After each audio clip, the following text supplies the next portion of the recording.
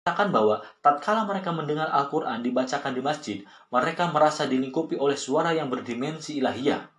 Nyaris seperti Muhammad ketika didekap oleh Jibril di Gua Hiro, atau ketika dia melihat malaikat memenuhi seluruh penjuru ufuk.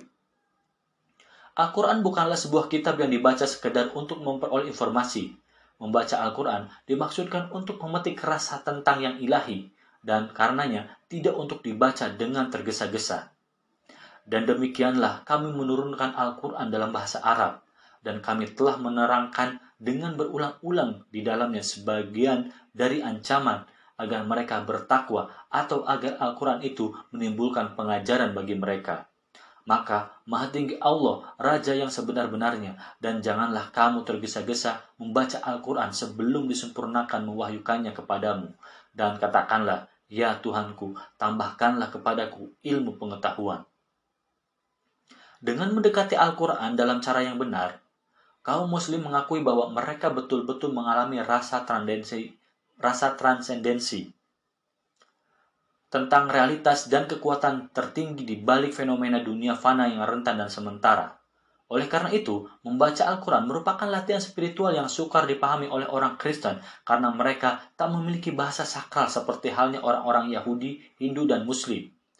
Yesuslah yang menjadi firman Tuhan, dan tak ada yang suci dalam perjanjian baru yang berbahasa Yunani itu. Akan tetapi, orang Yahudi mempunyai sikap yang sama terhadap Taurat.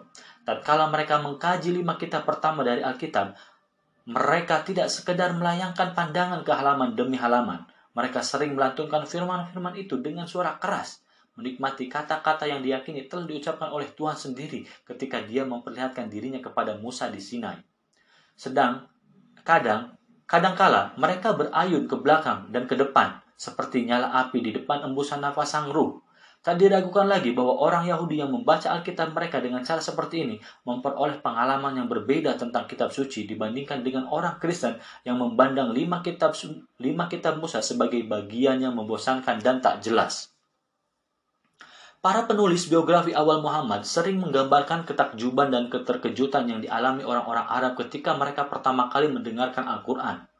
Banyak yang berpindah agama seketika itu juga, karena percaya bahwa hanya Tuhanlah yang bisa menyusun langgam bahasa dengan keindahan yang menakjubkan itu. Sering pula seorang penganut baru menggambarkan pengalaman itu sebagai rasukan ilahi yang mengalirkan kehidupan terpendam dan membebaskan desakan-desakan perasaan. Demikianlah pengakuan pemuda Quraisy seperti Umar bin Khattab yang pernah menjadi musuh paling berbahaya bagi Muhammad. Dia dahulunya menyembah setia dewa-dewa paganisme kuno dan siap untuk membunuh Nabi. Akan tetapi, tokoh muslim yang bisa diibaratkan sebagai Saulus dari Tarsus ini beralih agama bukan karena melihat Yesus sang firman, melainkan karena Al-Quran. Ada 2 versi tentang kisah konversi Umar. Keduanya berharga untuk dicatat.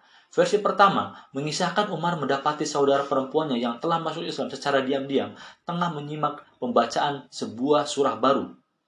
"Omong kosong apa itu?" dia membentak dengan keras sembari menyerbu masuk ke dalam rumah dan mengempaskan Fatimah yang malang ke tanah.